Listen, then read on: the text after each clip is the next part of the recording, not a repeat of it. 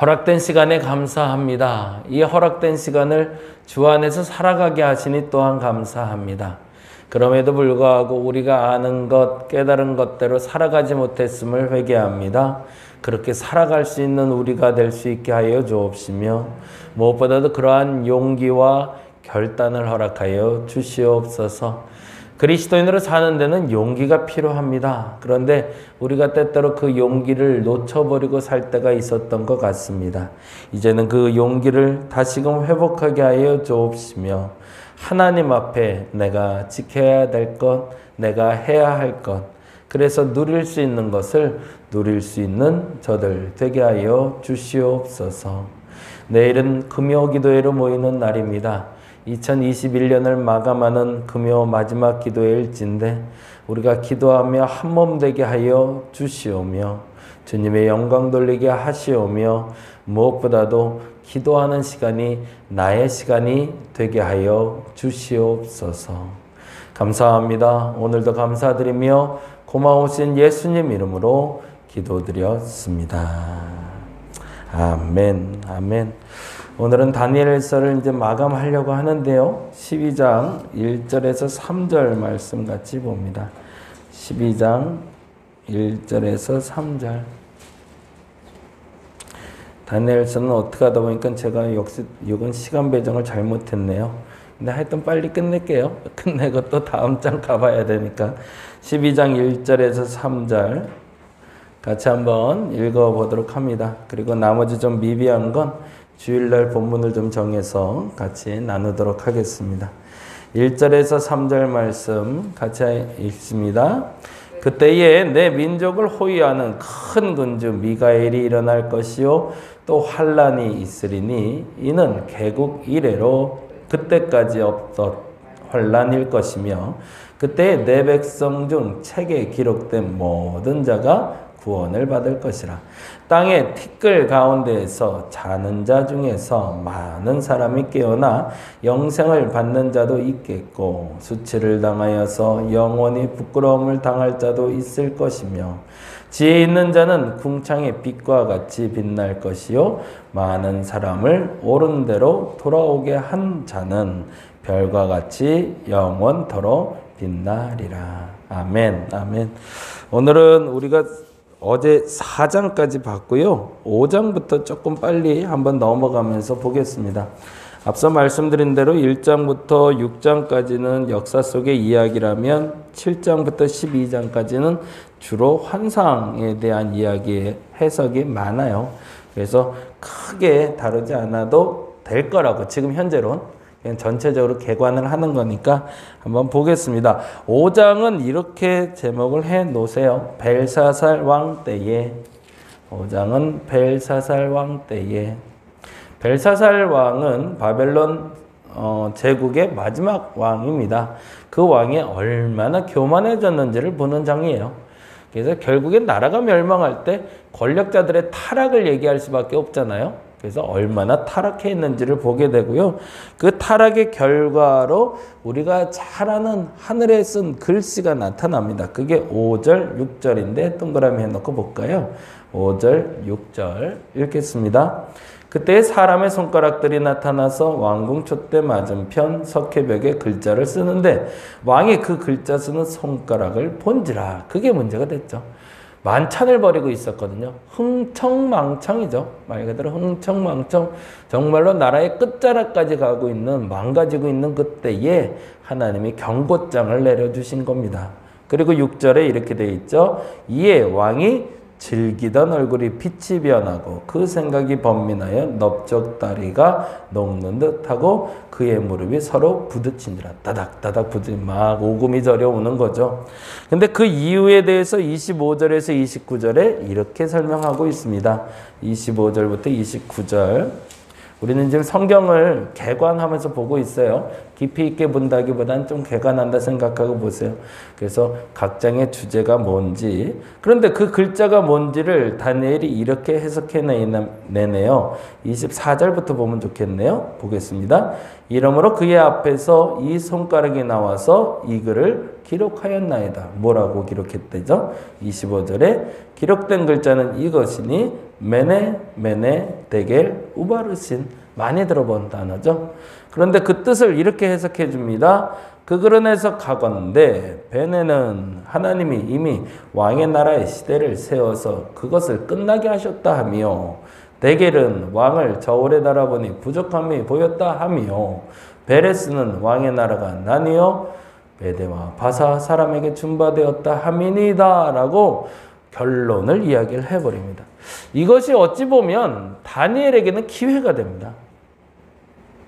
미래를 아는 사람이었으니까 지금 어느 쪽으로 붙어야 될지를 아는 거죠. 사실은 근데 이 예언로 결론은 벨사살 왕은 퇴위하고요. 바벨론은 멸망합니다. 그리고 메대와 파사 왕국이 들어서게 되는 게 이 마지막 사건입니다. 그래서 벨사살 왕 때에 일어난 일은 하면서 글씨가 나와 그의 마지막을 알려줬다 정도 그렇게 알려주시고 가면 좋을 것 같고요. 31절에 보니 이렇게 돼 있죠. 31절 볼까요? 30절부터 그날 밤에 갈대 왕 벨사살의 죽임을 당하였고 그 다음에 어떻게 돼 있죠? 메대 사람 다리오가 나라를 얻었는데 그때 다리오는 62세였더라 라고 연결하며 이제 다른 나라가 아예 시작이 됩니다. 제국이 아예 다른 나라로 이제 메데라는 나라가 시작되는 장면이 나와요. 그런데 재미난 건 다리오에서 시작되는 새로운 나라에도 아직도 다니엘은 최고 고위층으로 남아 있었다는 거죠. 그게 놀라운 거죠. 6장은 그래서 다리오 왕 때에 이렇게 해놓으시면 좋을 것 같아요. 다리오 왕 때에 또다시 시작을 해야 됩니다. 그렇죠? 다니엘 입장에서 얼마나 힘들었을까? 포로로 잡혀가서 시작하는 것도 어려웠는데 이제는 제국이 멸망하고 또 다른 제국이 들어섰단 말이죠. 근데 그 제국에서 다시 시작해야 되는데 나는 무엇부터 해야 될까라는 거죠. 다리오 왕 때 계속 반복되는 질문이에요. 어디까지가 내 최선일까요? 하나님이 기뻐하는 삶, 그 삶을 한마디로 요약하면 뭘까요? 최선을 다하는 삶입니다. 하나님이 적당히 하는 거 좋아하실까요? 적절한 건 좋겠죠. 적절한 건.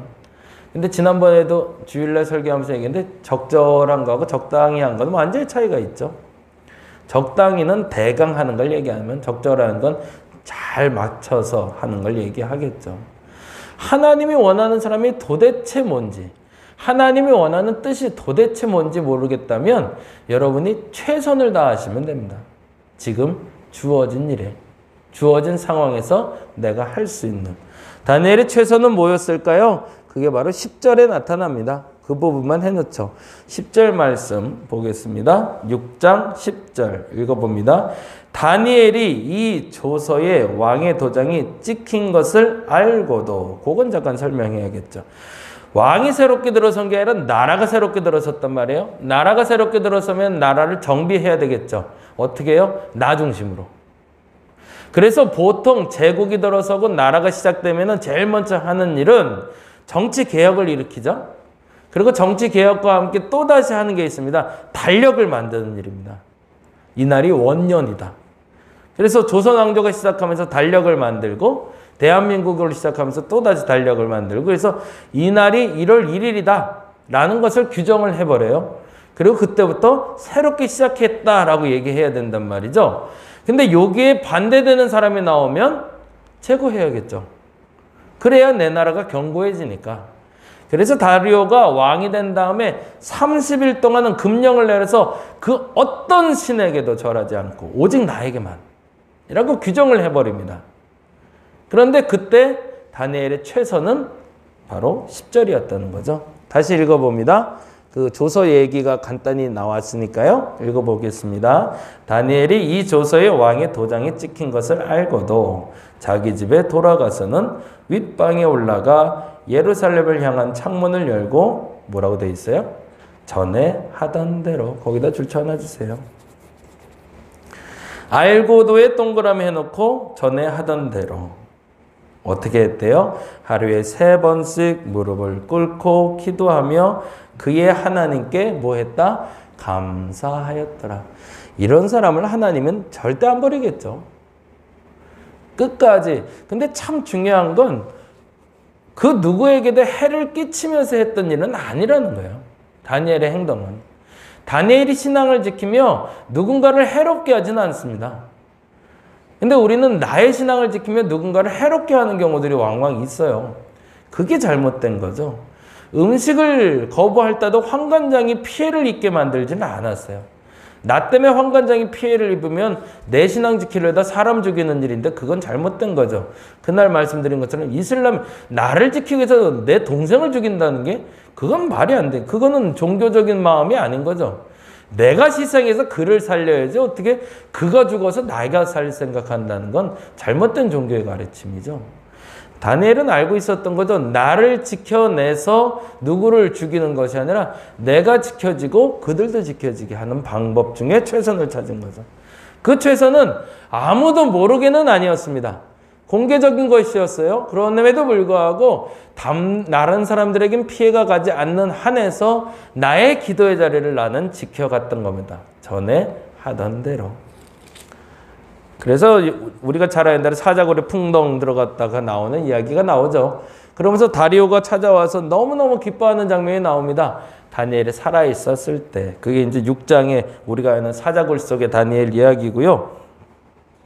7장 얘기부터 8장은 조금 동일한 얘기로 갑니다. 그래서 같이 동그라미를 한번 하면서 보는데 1절에서 3절, 7장 1절에서 3절, 그리고 8장 1절에서 4절이 같은 형태로 쓰여져요. 그리고 재미났는데 7장 15절 16절과 8장 15절 16절이 같은 형태로 쓰여져요. 그리고 7장 28절과 8장 26절, 27절이 같은 형태로 쓰여집니다. 질문은 이렇게 해놓으면 돼요. 다니엘이 본 환상과 그 대처 방법은?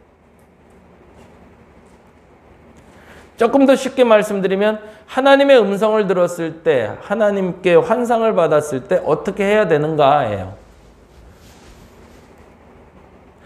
1절, 3절, 1절, 4절, 15, 16, 15, 16, 28, 26, 27 이렇게 해놓으시고 같이 한번 볼게요. 7장 1절에서 3절엔 이렇게 됩니다. 읽어볼까요? 바벨론 벨사살 왕 원년에, 그렇죠. 또 원년이라고 돼 있네요. 요거는 어디로 갔죠? 다시 뒤로 갔죠. 메대 때가 아니라 과거로 다시 잠깐 돌아갑니다. 근데 1, 2, 3절 그게 중요한 게 아니라 이렇게 돼 있네요. 다니엘이 그의 침상에서 꿈을 꾸며 머릿속으로 뭐를 받았대요? 환상을 봤대요. 그리고 그 꿈을 기록했대요. 저도 그랬으면 좋겠어요. 여러분이 뭔가 좀 기이한 신비한 경험을 하는 건 꼭 기록해 놓으시기 바랍니다. 나중에 하나님이 알려주실 수 있어요. 중요한 것은 무엇을 봤냐를 명확하게 기억해야 돼요. 그리고 한번 보겠습니다. 환상을 받고 그 꿈을 기록하며 그 일을 대략 진술하니라. 어떤 꿈이었냐면 이런 꿈이었대요. 다니엘이 진술하여 이르되 내가 밤에 환상을 보았는데 하늘에 네 바람이 큰 바다에 몰려 불더니 큰 짐승 넷이 바다에서 나왔는데 그 모양이 각각 다르더라. 완전히 무슨 꿈인지 모를 만한 꿈을 꾼 거죠. 너무너무 신기한 꿈을 꿨어요. 그런데 15절, 16절 보겠습니다. 15절, 16절. 같이 한번 읽어보겠습니다. 15절. 나 다니엘이 중심에 근심하며 내 머릿속의 환상이 나를 번민하게 하니. 왜 그랬을까요? 무슨 뜻인지 모르겠거든요. 그러면 어떻게 해야 되죠? 함구하는 거죠. 이땐 말하지 않는 겁니다. 그리고 그냥 고민하는 거죠. 도대체 뭔 뜻이지? 잘 모르겠어. 그 다음에 16절 같이 읽어볼까요? 내가 그 곁에 모서 선자들 중에 하나에게 나아가서, 이거는 왕 같은 육체적인 어떤 지도자의 절대자를 얘기하는 게 아닙니다. 천사들을 얘기하고 있어요. 16절 내가 그 곁에 모셔선 자들 중 하나에게 나아가서 이 모든 일의 진상을 물으며 뭐 했다는 거죠? 이 환상이 무슨 뜻인지 끊임없이 그가 하던 대로 기도하는 그 시간마다 감사도 하며 물었던 거죠. 하나님 그 환상의 뜻이 뭡니까? 뭡니까? 그런데 그때 그가 내게 말하여 그 일의 해석을 알려주며, 거기다 붙여주세요. 그가 내게 말하여 그 일의 해석을 알려주며. 하나님이 알게 하실 때까지 자의로 해석하시면 안 됩니다. 알려주시면 그때 알아들으면 됩니다. 그러고 나서 결론은 28절이 되죠. 28절 볼까요? 28절. 그 말이 이에 그친지라. 그 말이 이에 그친지라는 그 예언에 대한 해석이 끝났다는 얘기예요. 그리고 나서 무슨 일이 있었대요? 나 다니엘의 중심에 번민하였으며 내 얼굴빛이 변하였으나. 이제는 달라요. 몰라서 번민하고 변한 게 아니라 알아서 변하고 번민하고 있어요. 그런데 그 다음에 뭐 했대요? 내가 이 일을 마음에 간직하였느니라. 거기다 줄쳐놓게. 내가 이 일을 마음에 간직하였느니라. 순서가 그렇게 되죠. 환상을 보았을 때 모르겠으면 그걸 가지고 지속적으로 하나님께 나가고 알려주시면 번민은 되되 간직하는 것. 그게 이제 순서예요. 그리고 또 하나 8장도 동일하게 갑니다. 다니엘이 본 환상, 또 하나의 환상을 보게 되는데 이번에는 숫양과 숫염소의 환상을 보는 게 1절에서 4절이 됩니다. 그건 한번 보시면 알고요. 그래서 환상을 봤다라는 장면이 1절에서 4절에 나와요. 그리고 15절, 16절에 이렇게 역시 동일하게 반복됩니다. 볼까요? 15절, 16절. 나 다니엘이 이 환상을 보고 그 뜻을 알고자 할 때에 뭐라고 하는 거죠? 정기적으로 하던 일들을 계속하며 하나님께 물었다는 거죠. 그러자 사람 모양 같은 것이 내 앞에 섰고 그리고 뭐라고 얘기하죠? 내가 들은즉 올레강 두 언덕 사이에 사람의 목소리가 있어 외쳐 이르되 가브리엘아. 이제 그게 누군지 이제 밝혀지네요. 이에게 환상을 알려줬던 천사의 이름이 가브리엘이네요. 그래서 동그라미 해놓으시고요. 이 환상을 이 사람에게 깨닫게 하라라고 얘기합니다. 그러니까 지금까지 다니엘이 기도하고 받은 환상에 대해서 간직하고 있다가 하나님께 물으면 하나님이 천사장인 가브리엘을 불러서 알려주셨던 거네요. 그게 이제 여기서 밝혀지는 거고요. 그 다음에 결론은 이렇게 됩니다. 26, 27절이죠. 같이 읽어볼까요? 26절만 봅니다. 시간이 이제 많이 가서. 26절. 이미 말한 바 주야에 대한 환상은 확실하니 너는 그 환상을 뭐하래요? 간직하라. 거기다 줄쳐놓을게요. 그리고 떠들고 다니지 마라. 간직하고 있어라. 라고 이야기합니다. 여기까지 해도 시간이 많네요. 어떡하죠? 내일 9장부터 12장 잠깐 할까요? 괜찮을까요? 네, 죄송합니다. 더 오히려 시간을 쓰는 것보다 그게 나을 것 같은데 9장에서 12장은 내일 하거나 시간을 봐서 제가 조절을 해서 할게요. 일단 오늘은 여기까지만 일단 보겠습니다. 시간이 우리는 지켜야 되니까요. 다시 한번 점검해 봅니다. 최선의 선을 아는 것이 제일 중요합니다. 내가 지켜야 될 최선의 선을 아는 것이 나의 신앙을 지킬 뿐만 아니라 나의 자리를 지켜줄 겁니다. 무엇보다도 하나님께 환상을 받았을 때도 내 입술을 어디까지 지켜야 되는지를 아는지가 중요합니다. 그래야 그 뜻이 온전히 풀어집니다. 내 마음대로 자의적으로 해석했을 땐 하나님의 뜻이 어그러집니다. 저와 여러분에게 오늘의 최선을 다시 한번 묻습니다. 나는 최선인가? 그 최선의 결과를 누리고 있는가? 점검하시고 마음껏 누릴 수 있는 저와 여러분 되시기 바랍니다. 기도하겠습니다. 하나님의 허락하신 시간을 살아가는 데 있어서 필요한 것들을 공급하기 위해 우리에게 기도의 시간을 주셨는데 이 시간 놓치지 말게 하여 주옵시고 진실하시고 신실하신 주님 앞에 나의 최선을 다하여 이 시간을 지켜내며 누려야 될 것을 온전히 누리게 하여 주시옵소서. 감사합니다. 고마우신 예수님 이름으로 기도드렸습니다. 다 같이 기도하고 돌아갑니다.